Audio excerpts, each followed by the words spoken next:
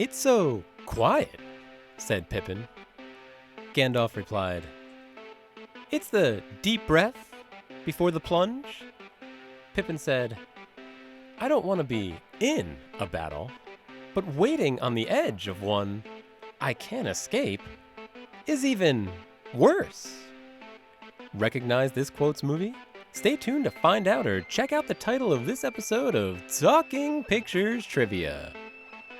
Welcome to Talking Pictures Trivia, the podcast in which a group of geographically challenged friends explore movies through trivia as an excuse to keep their friendships alive. I'm one of these friends and today's host, Nick, and with me is... KJ. And I'm Chris.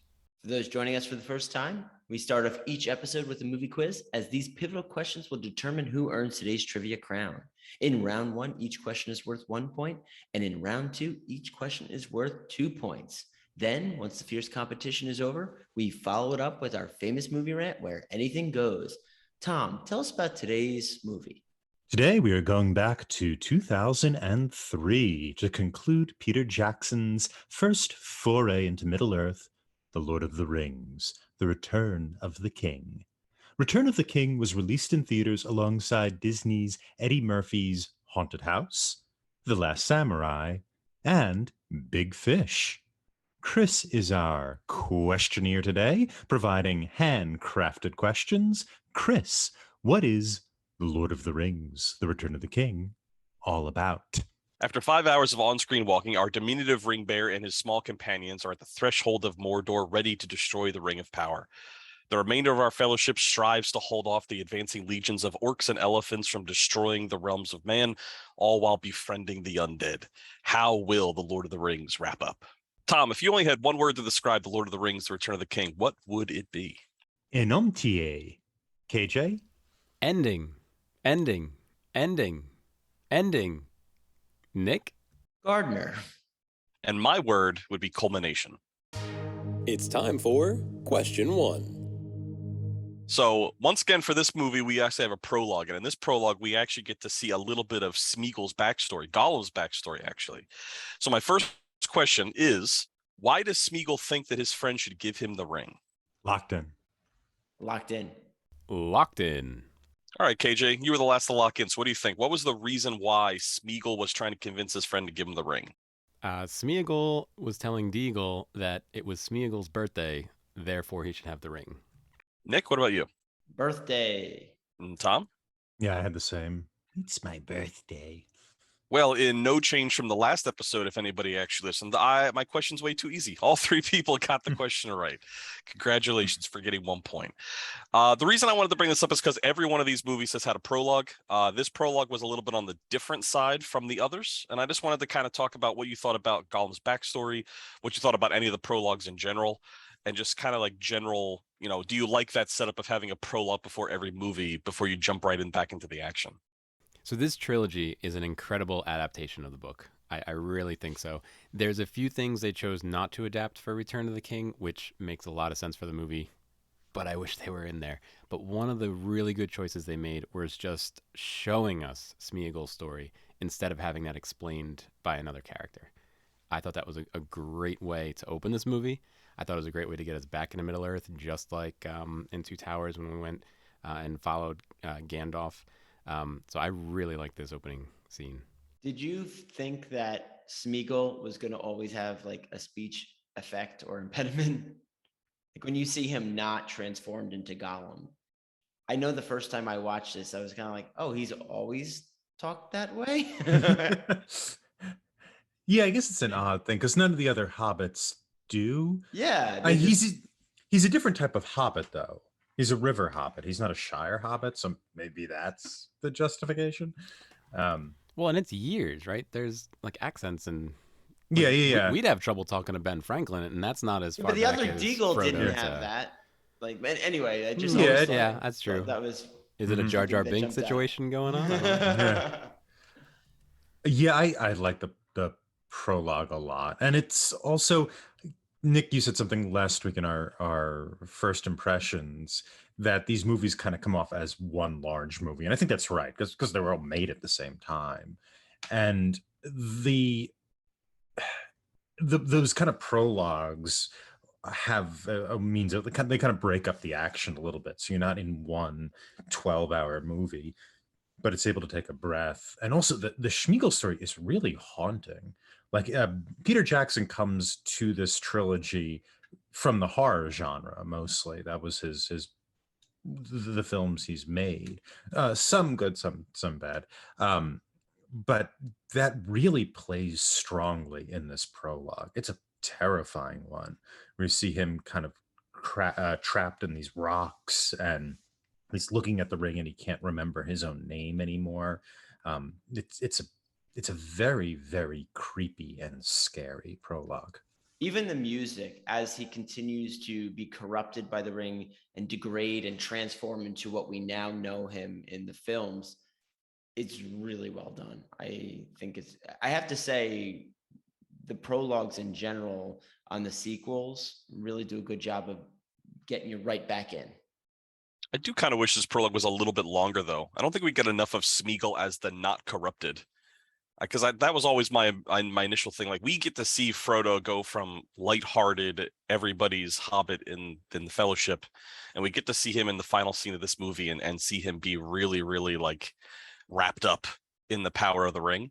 And I don't think we get to see that with Smeagol. And I know we're supposed to just assume that it happens, but you're not given enough character development, I guess, with Smeagol. I guess you can't develop every character either. But like, I don't know that Smeagol was a good hobbit before that prologue either, unless I was told so. And I guess that's the only thing I would have liked to have seen. But in a 3-hour movie, can you really add 5 more minutes to show me more Smeagol? I guess maybe that's not a good way to start a film. You do get the good Schmiegel though, right? Because it's like Schmiegel and Gollum, that the kind of the split personality is the way they depicted.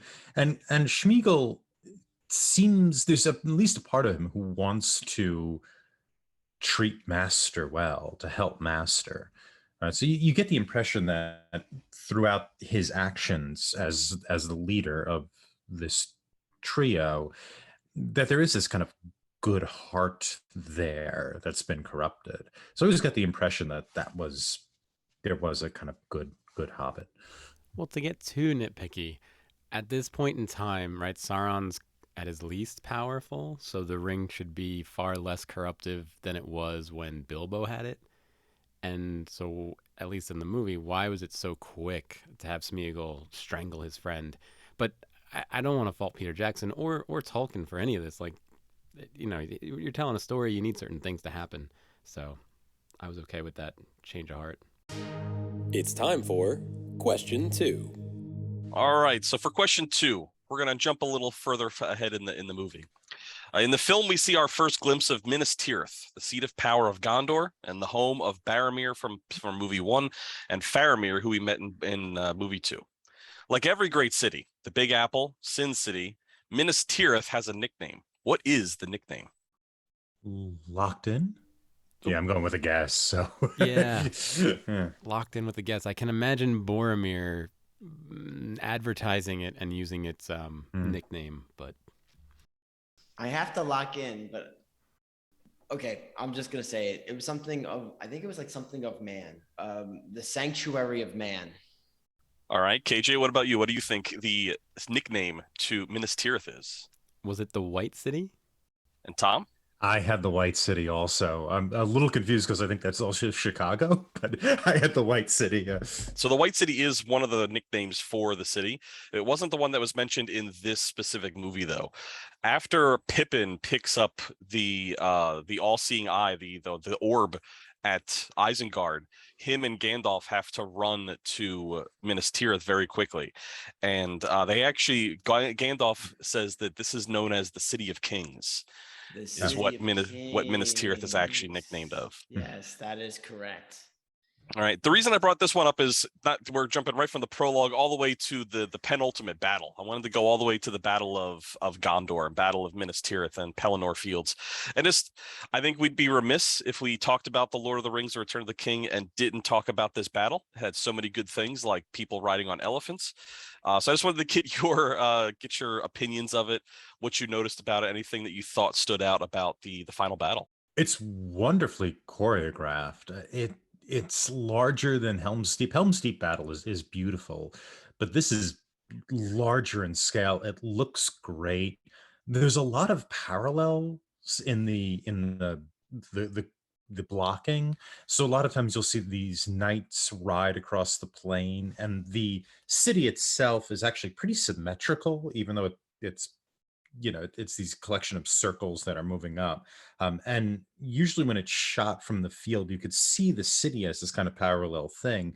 And the orcs, especially that lead orc who's very physically deformed, he's obviously completely asymmetrical. His body's asymmetrical, his face is asymmetrical. And so that collection of images clashes really nicely. And you're also able to follow where everyone is and what's happening, and how a command structure is sort of working amongst the orcs. It's easy to follow and spectacular in its size as well. I completely agree, Tom. It is incredible how well you know what's going on all the time. That is not only great in this movie, but I feel like it was probably a playbook for movies moving forward as well. My problem with the battle is that it's an absolute good versus an absolute evil. I think Game of Thrones does this a little bit better where you understand both sides, you know why each side is fighting. This is, look, these guys are good, these guys are bad, period. There's no redeeming the men that are on the elephants. We don't get any of their story. They're just bad. Um, it's also a little weird how many times, oh, they're just about to lose. Oh, wait, these guys showed up. Oh, they're just about to, oh, these guys showed up. And it kind of works. And I know the theater, they cheer and everything, but I, it's part of the reason I don't like this movie that much is this battle's almost too big. When you were saying about different elements showing up, all I heard in my head was the chant, Grand, Grand, Grand, Grand. The big wolf head that comes to be the battering ram. Like there were these elements that would, I'm like, how did they get that thing all the way up there? You know? And why didn't they use it immediately instead of starting with the little battering ram? I'll give them a little leeway, but it is funny, those different elements. What I did like is some of the creative defensive solutions that Ministerith had. So, for example, they had trebuchets, but what's usually used to siege, they were using in the other direction and taking apart parts of their city so they could throw the boulders and the rocks out at the oncoming army. I mean, I don't know if that ever really had any historical significance in real life, like any basis, but it was an interesting take. I kind of agree with KJ on this one. This battle seems a little redundant to me. We just saw the Battle of Helm's Deep in the last movie, and I know you need to have a culminating fight here. You need to show the good versus evil, but a lot of this fight felt the same to me. Like he said, what it was leaning one side, the orcs were getting ready to win, and lo and behold, the horse riders come. It's the same exact ending as what happened in Helm's Deep, except Gandalf was inside the city instead of outside of it this time. I did like a couple of the changes. I thought it was really cool to see how the orcs used fear to their side. It's a little bit of a graphic scene, but they show the orcs returning the prisoners to Minas Tirith, and they're literally catapulting the heads of the first army, the first wave of soldiers that went out to face them. It's very interesting, like how two different good versus evil would kind of come at a war scene like that. KJ, I just wanted to ask you one question about your it's only good versus evil. What did you think about the ghosts? This is the first time we've seen that there's actually like a ghostly presence in Lord of the Rings. And what did you think about them? Because they're not really necessarily good or evil. They're kind of somewhere in the middle, right? Well, I would think Tolkien would argue that they are good because they're on the side of men back in the day. They were not loyal, and they were late or treacherous, you might say. And then they had to repay their debt. So I don't think they're evil. They're just kind of bad, right? They don't derive from a devil or from Sauron. They still derive from whatever the gods are in this in Middle Earth. And then to bring up my favorite thing, which unfortunately we didn't bring up too much in the Two Towers, they were also very catastrophic, right? If they hadn't betrayed back then, maybe they would have won. Who knows? But since they didn't, they were available now when all hope was lost. This terrible thing that happened in the past turned out to be a very good thing for right now. They're only good if you're Isildur's heir. Otherwise, they are bad and they are going to kill you for going into their domain in the mountains. But yes, they were oath breakers effectively back in the day, and this was the only thing that would help them be redeemed. Although, I will say there's one line with Gimli that I feel is a little bit out of character. He's like, maybe you don't free them from their obligation because they're handy to have around. And he's like, no, I'm going to do it. It's Like, not a bad point. yeah. But I also felt it was a little out of character for Gimli. I feel like that whole crew is fairly honorable. I was going to say, so my defense of this battle and why I think it's different than Helm's Deep and actually is thematically evolving the story is that we see pretty pivotal characters die or deal with death or being knocked down, right? We see the King of Rohan being killed. We see like Gandalf's staff broken. We also see a kind of diversity because we see Denethor die as well. We see kind of like the bad leader die. We see somebody experience death in different ways. The King of Rohan experiences death nobly and moves on, is now worthy to join his fathers in the hall. Denethor isn't. He's somebody for whom death becomes this kind of blind, right? He just sort of embraces death in terms of hopelessness and what have you. That doesn't seem to be as strong a theme in like the Helm's Deep battle, right? Where we have the one elf character who's a fairly minor character die, and that's sad. But I think this movie especially is about dealing with death, dealing with the kind of underworld and coming out from the underworld. And death is a big part of that. And I think this battle starts to advance that theme in this movie really well. Yeah, I see what you're saying, Tom, and I guess that does actually happen in the film, but the battle mechanics and the visuals are so distracting compared to the deaths of the kings. I'd forgotten the King of Rohan had died. I obviously remember Denethor dying. It's pretty extreme. And not to compare it to the book again, I feel like they had more time. They were able to do that more in the book. So again, great adaptation. At least it's still in there and we get to see some of it. But while I'm sitting on the couch or wherever watching this movie, I'm not feeling it as much as I would have hoped. If I had to compare the two, Helm's Deep is definitely like tighter. Like that's a battle. And there's definitely, you can evolve more with it, where they were throwing more things at you sporadically for the battle at Ministerith.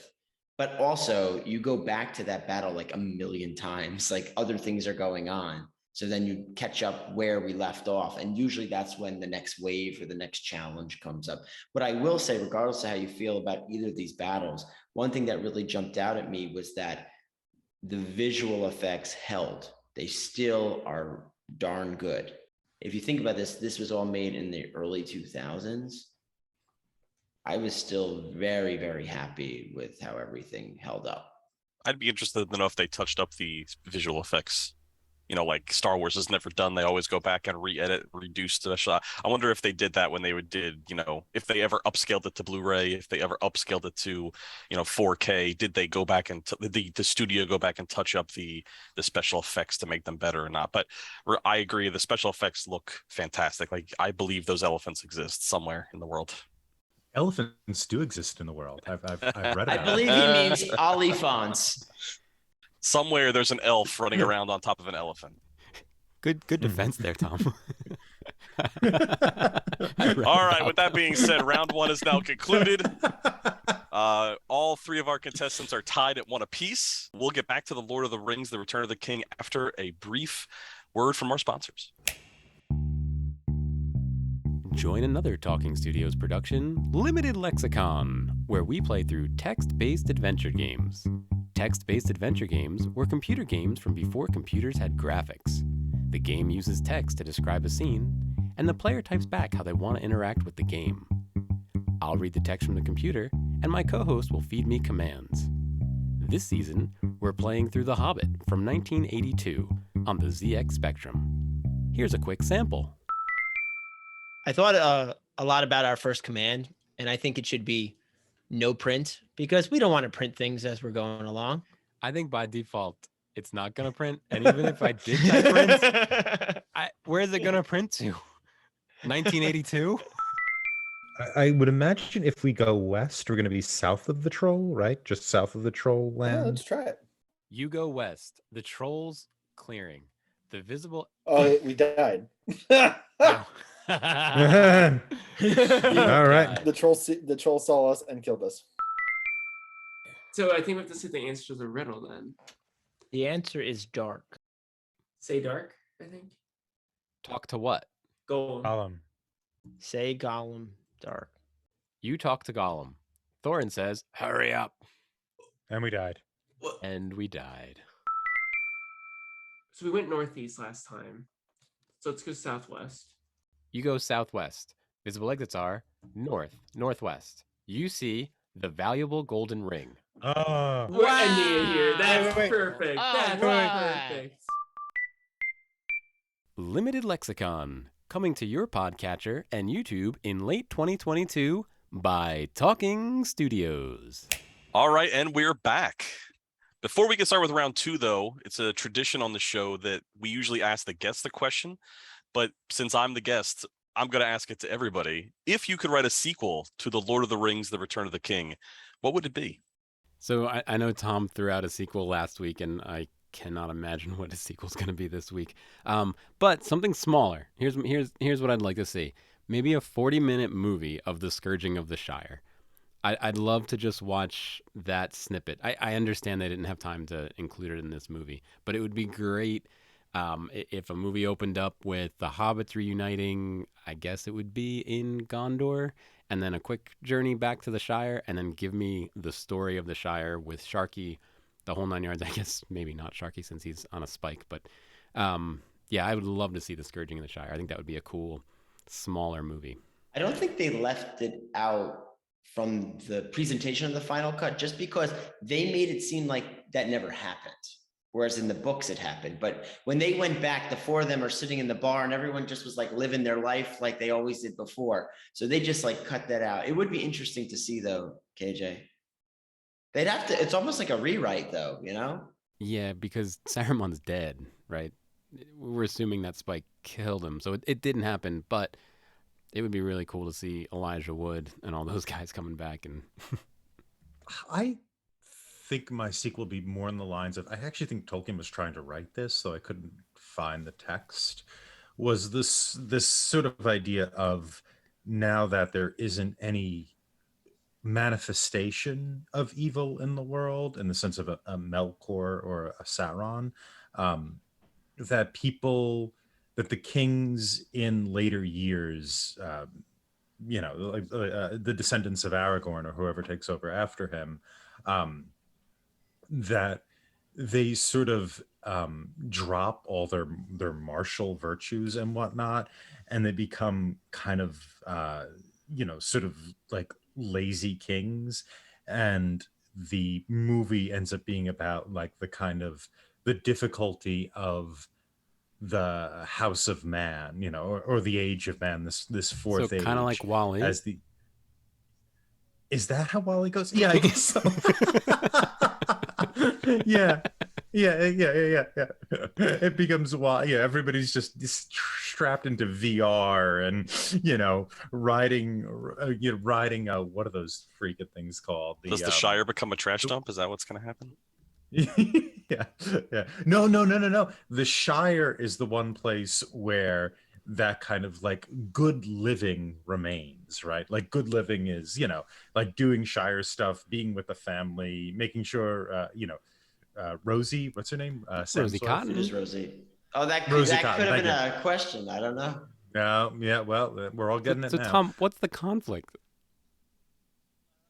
I think that Who's the laziest? yeah. Well, I think it's just they're trying to I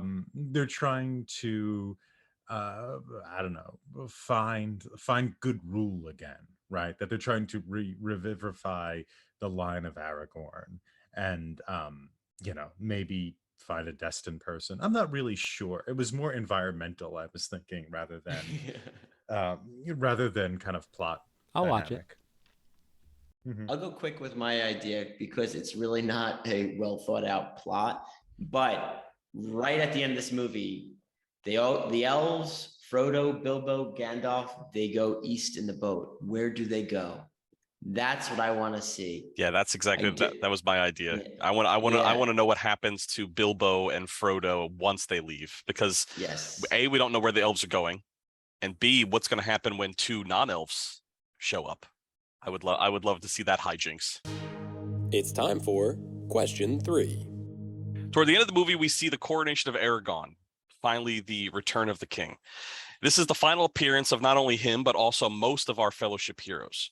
What is Aragorn's last line of the movie? Locked in. Locked in. Locked in with a guess. I think it's a pretty good guess, though, but locked in. All right, KJ, what is your locked in guess? I'm going to say the last thing the king says is to one of the hobbits, you don't need to kneel to anyone. Right? It's kind of a nice curt tale for his story. If it's not his last line, I hope it is. What about you, Tom? I had basically the same thing. He says, "My friends, you shall kneel to no one." Nick? Yeah, same story, but I think it was something like you bow to no one, but I think we're all in the same kind of boat here. All right, well, we're going to give the points to each of you because that is the general idea, although Nick was definitely the closest. The exact line is, "My friends, you bow to no one." He is talking to the four hobbits. So bow was indeed the correct word, but I think you all were on the same exact path anyhow. The reason I bring this up is I wanted to talk about Aragorn specifically. I think his character development from Fellowship all the way through the Return of the King is probably one of the standouts of this. And I think also we've talked about how Peter Jackson rewrote this a little bit, gave us some different through lines. And I think some of the Aragorn stuff was actually for the better. And I just wanted to talk about what you thought about Aragorn's trip from the Fellowship Ranger to now the Return of the King. Strider. It's really lovely because what he connects, so my word was inontier, which is the Elfish word for rebirth. Actually, I'm hoping pronouncing right / don't really care because it's not a real language. But what we see with Aragorn is he's kind of reborn or remade as the king. He goes from being the ranger, give up the ranger, become the king. And he's reborn in this role in the same way Gandalf is reborn as the White in the previous movie. And also then the city, which has been under the House of Stewardship, and I looked up this, 969 years, is now going to be kind of politically reborn as something that falls under the jurisdiction of the king, which then, prepares it to enter into this new age, into this new cycle, the Age of Man, the Fourth Age. And so Aragorn's personal development as a person is mirrored in the political development of this city, which is then mirrored ultimately in this kind of macro structure, in this rebirth or regeneration of a new age. A new cycle comes into being as Aragorn takes the throne. So it's really lovely. I always struggled with Aragorn, even when reading the book. And here's why. So in A Song of Ice and Fire, you have a bunch of characters, and they don't seem to come from nowhere. They seem to have a past and possibly a future. And even in Star Wars, they talk about the Clone Wars in Episode 4, and you're like, oh, wait, there's a history here. Like, Ben Kenobi was doing something before. He didn't just show up into here. I can't imagine what Aragorn did before he met the hobbits. They talk about He was ranging. He was walking around. What were his goals? Was he just sharpening his skills? He was in a war. We saw he was in a war with the King of Rohan was a boy. Remember that? Because Aragorn's like 86 years old. Well, that's what I was just going to say too. He's 87, but I couldn't remember if that was just in the extended edition or if that was in the regular. But he's been, to both your points, he's been around for a while. because he's this race of Numenorian, so they have longer lifespans for humans. But that's all we really know, is that he's been around for a while. I think we also get mentioned that he was one of the Dunedain and that he knows Legolas before. I don't know, like, once again, because I've seen so many different iterations of it could have been The Hobbit, it could have been an extended edition, it could have been, the theatrical cut, but we do know that he's been in contact with the elves and things like that before. But yeah, I guess his backstory isn't super fleshed out theatrically. You know what, though? I think he said he grew up with the elves. I believe that was a line in there. That's why he was so familiar and knows Elvish. And that's probably why he knows Arwen, too. So we know what he did in his childhood, and then he was 87. Yeah, we have a few things there. And he's also been purposely hidden because his life is precious, because he's the inheritor of this throne. He is the political enemy of Sauron. Yeah, I feel like Lord of the Rings didn't create the mystery around it as other media did for their histories. I wasn't curious. It was just like, oh, this guy pops in, becomes king. But maybe that's on me. Early fantasy was very big on, okay, this guy's a farm boy and all of a sudden he's going to become the hidden king, or this. I think those kind of like lines were much more linear, where now audiences are expecting a little bit more twists and turns. Well, it's also how the Arthur legend works. If you've read Le Mort d'Arthur, the Thomas Mallory instantiation, what happens is Arthur is the son of the king. Uther Pendragon, I think, is the king's name. And then Arthur is kind of taken away, and he's disguised as sort of a normie, like a stable boy or something. Not a stable boy, but the equivalent. And the same thing happens with Aragorn. And then it is Arthur who can lift the sword from the stone, and that designates him as the king. And not only the king, it connects his lineage. It's sort of like genealogical proof of who he is. And Aragorn, or excuse me, Tolkien rather, is, I think, drawing upon that legend here. Aragorn is the strider. He's the random man in the town, skilled though he is. He's still a random man. And it's in the reforging of the sword that he alone can wield that designates him as the king. It is the taking of the sword that lets him put aside the ranger and become the king. So it's very much taken from the Arthur legend. Yeah, I'll agree with that completely. I always read him as being Arthur, being the King Arthur of the story. Not to keep going back to this, but I did want to bring up that scene where you bow to no one. It kind of remains to show you how humble he is. I feel like throughout all three of these movies, you get to see the ebb and flow of all the characters, the ups and downs. Like this character goes, like, take Smeagol, for instance. He's good. He's helping them get to Mordor, and then he's betraying them and leading them to the spider. Or you get to Boromir, who's willing to help them take the ring to Mordor, and then falls to its power and tries to steal it from Frodo. Strider, I'm talking about, is probably one of the only characters in the entire film, perhaps maybe except for Sam, that pretty much never has one of those little downturns or one of those little, hiccups in their moral fiber. He always turns down taking the ring. He always does the right thing. And I think this is just like the period at the end of the sentence of he is incredibly humble, and he is probably the best man to be the king going forward. Yeah, there is that constant moral compass. His only flaw is he doesn't want to take his birthright. Like at first, like he has to get to the point of, which is the thing in the movie that I think Peter Jackson changed a little bit, because in the books, he's actually already has the shards of Narsil.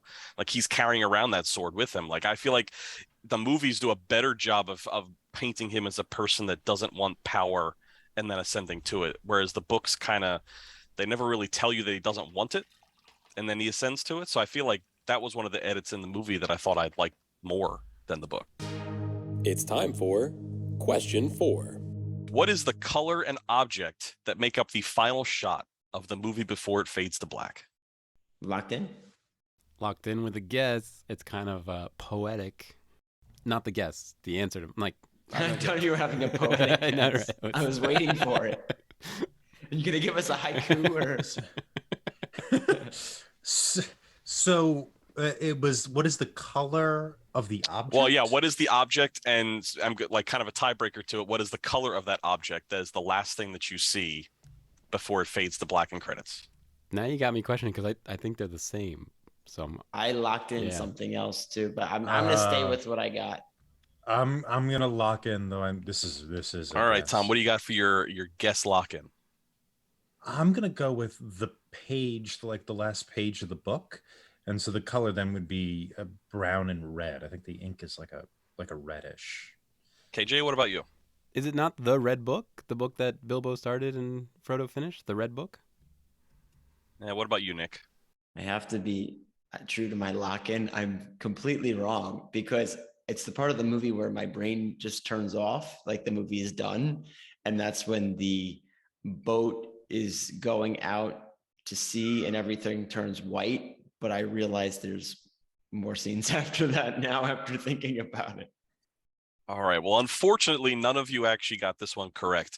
Oh, good. We might be getting the extended edition mixed up with the theatrical edition. But in the theatrical edition, the last scene that you see Sam embrace his kids, embrace his wife, and then finally close the yellow door The to his yellow hobbit door. hole. Oh. With the... So the yellow door is the last scene in the theatrical version.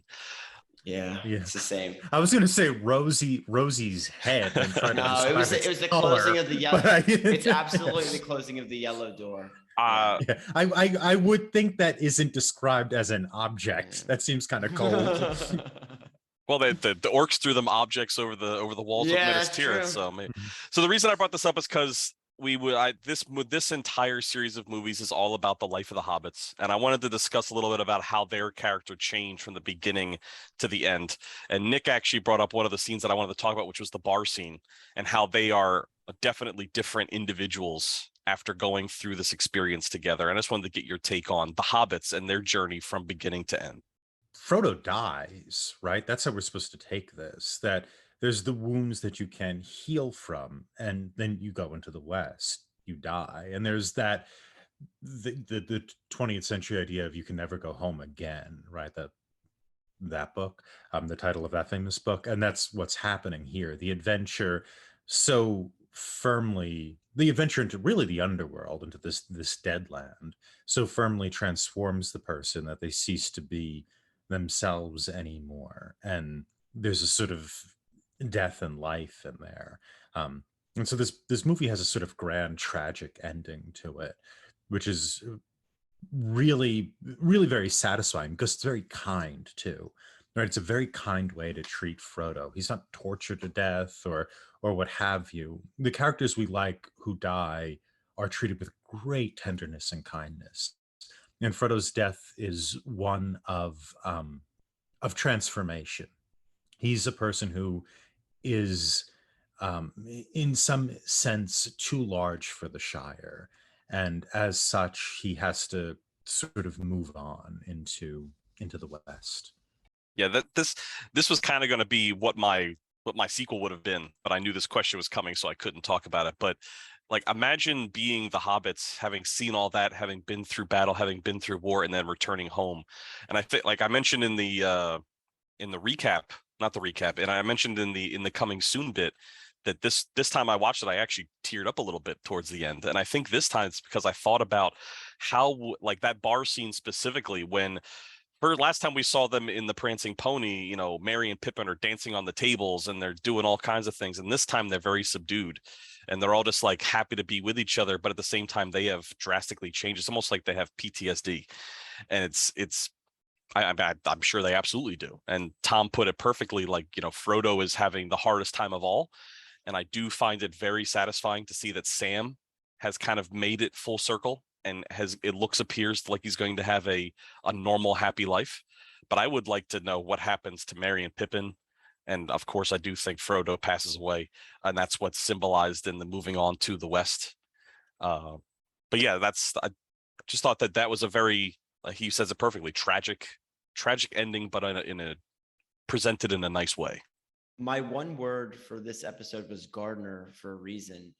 After watching the whole trilogy, and specifically this movie too, like again, let me try this. After watching the whole trilogy and watching this movie again, the impact of Sam on this journey is tremendous.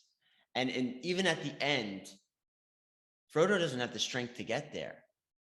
Sam puts him on his back and gets him there. He knows that Frodo has to make the final decision, but he does everything possible that he can to get him there. Even that scene when they're going through Mordor earlier on, we said, oh, well, I have supplies for the return journey. Then when they were in such dire straits, he started throwing everything away. He knew they weren't coming home, or he had a very good feeling at that point. This was a one-way ticket. Fortunately for Eagles, but that's something else entirely. They made it back, but yeah, I think this watch really cemented how impactful Sam was on the Fellowship.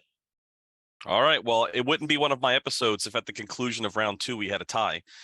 Currently, we're tied at 3 for everybody. So here's a few tiebreaker questions. We'll see if we can find a true winner.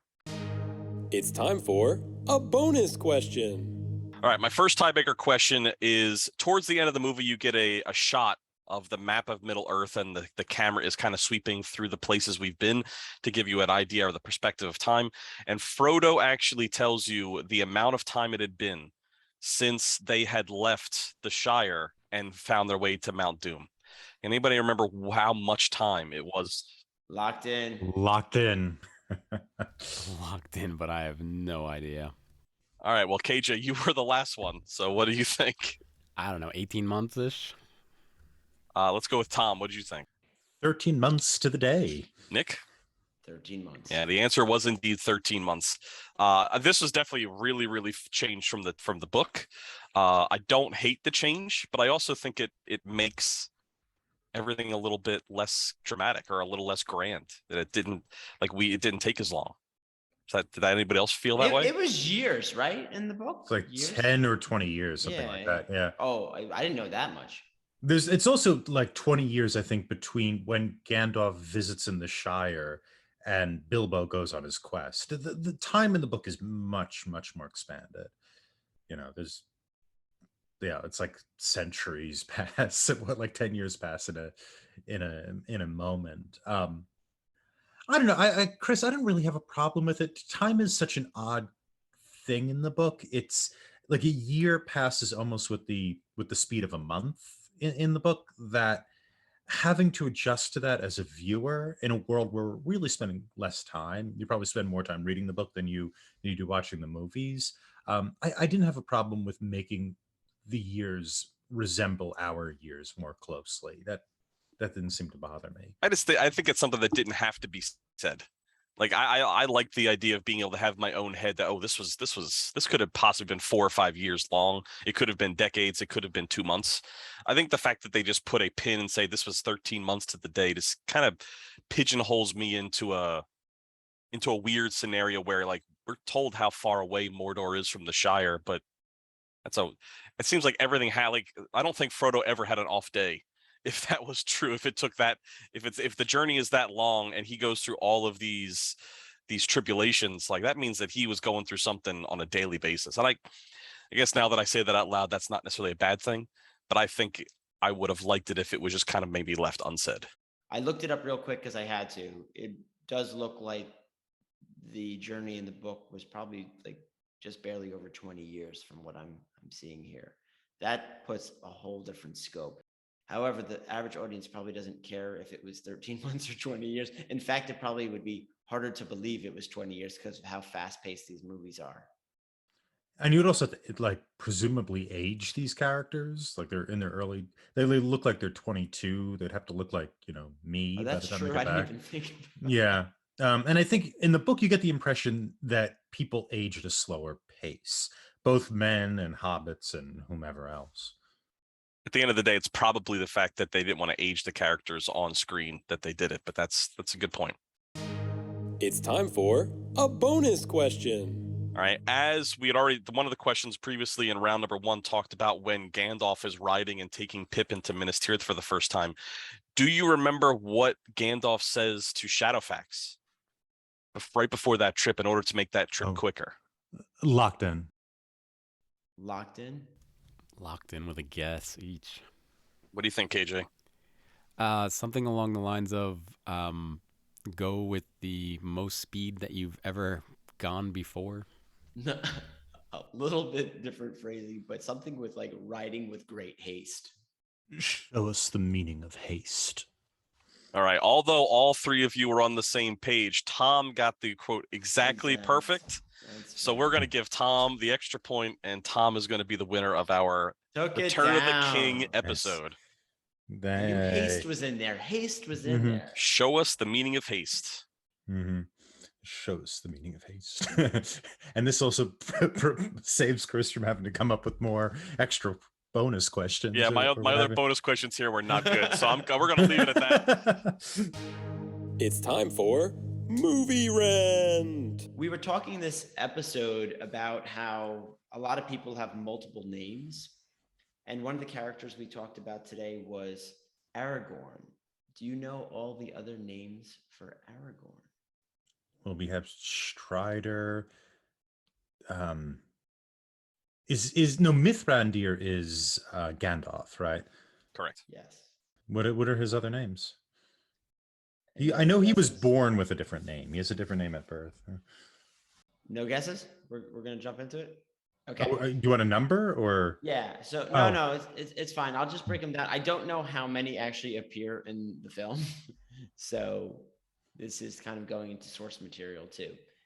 But I also don't know what language this is in, because they have in parentheses Strider for like Telcontar. I guess that must be Elvish.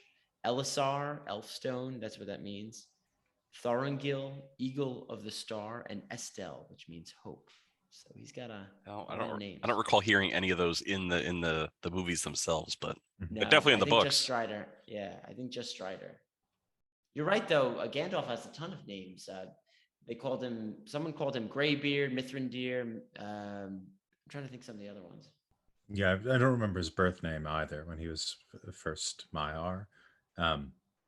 So during the Fellowship episode, I mentioned eucatastrophe, which is the idea that is kind of the opposite of catastrophe. So a bunch of terrible things coming together to make the best possible outcome. And in the Fellowship episode, we talked about how Boromir approaches Frodo and tries to take the ring, which gives him the epiphany that he should be saving the hobbits, which allows him to save Merry and Pippin. So I want to extend that eucatastrophe to say if Pippin hadn't survived that, he wouldn't have been able to look into the Plankthneer, the eye globe thing, that Palantir, the network that allows all these dudes to talk potentially, which again seems like a bad thing that he would do that, but that's what distracts Sauron and allows Frodo to pass into Mordor.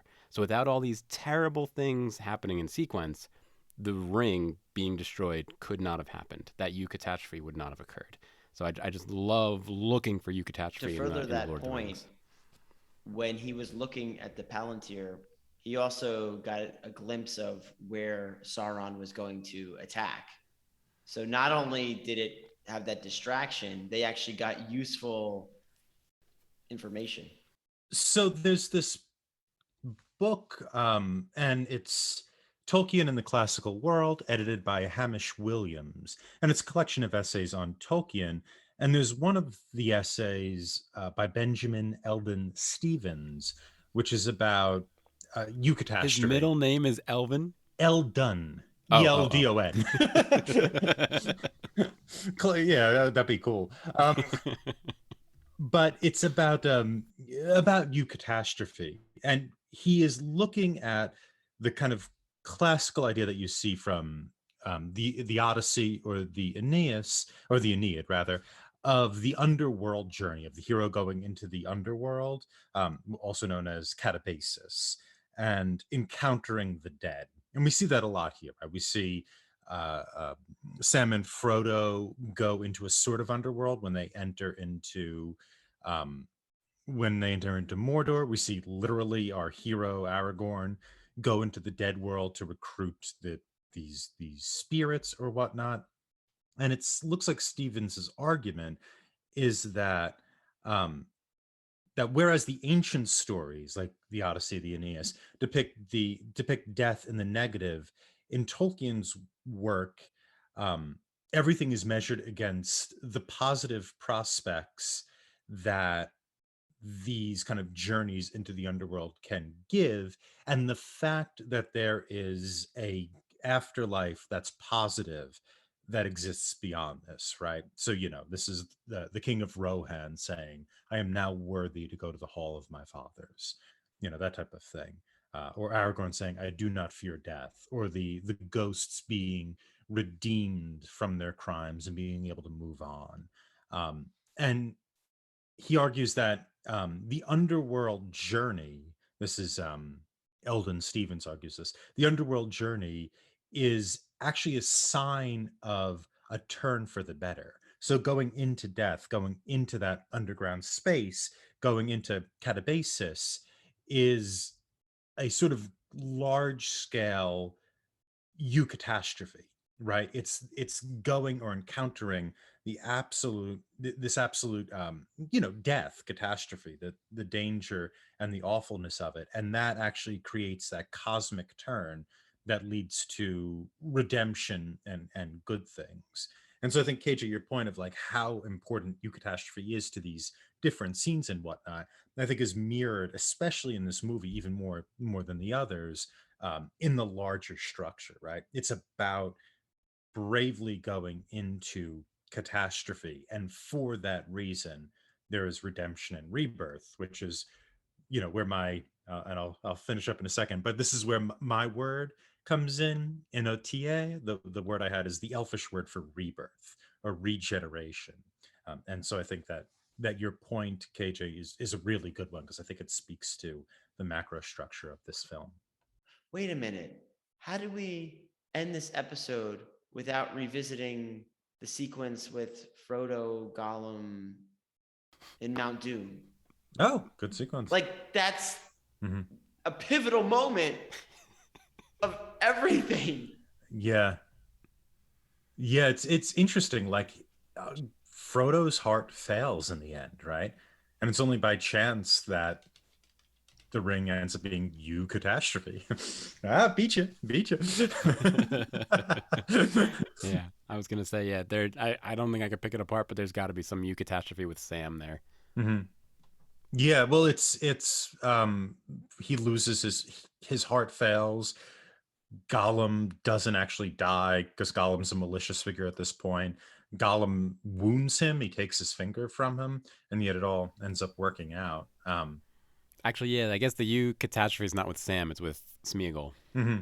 Yeah. If Smeagol hadn't got to that point, Frodo would have failed. Yeah. But because of this terrible creature that was following them around. Mm-hmm. Even at the end, though, with Smeagol, Gollum, whatever you want to call him, he is just overjoyed to have the ring back. He is in a world of bliss. And I love that sequence when he's falling down and he's just looking with such admiration at the ring, even as it starts burning up in his hand. Yeah, it is that tragic ending, right? I mean, there is so much tragedy here, and Smeagol is one of those kind of tragic romantic figures, or a tragic figure within this romance, as is Frodo. And it's and it's interesting, Frodo leaves incomplete, right? He's physically disembodied in some way, that we could see that it's not only the wound from Wintertop, or Weathertop, Weathertop in his shoulder, but it's also, now that the journey's over, his part of his body has been taken from him. So it's a nice symbol for what's happened to Frodo. Well, I'm going to try to stay as scholarly as Tom was. I want to talk about the people that live on top of the mountains. Do you remember when Pippin lights the fires of Gondor to like alert all of the realms of man to come and help? Gondor has called for aid. Who lives on the top of those mountains? Like, they're out those beacons. They're out in the middle of nowhere. Like, can you imagine being the lighthouse keeper living on the top of a New Zealand mountain in the middle of the snow? Like, it's absolute madness to me. I picture them drawing straws. And it's like, oh crap, you got mountain duty today. But you're right. Every time I see that scene, I'm like, Who is I up there? I love that scene and I hate that scene simultaneously. It's great. The visual. I love the visual of it. I love seeing the mountains of New Zealand that Peter Jackson obviously had footage of that he wanted to include.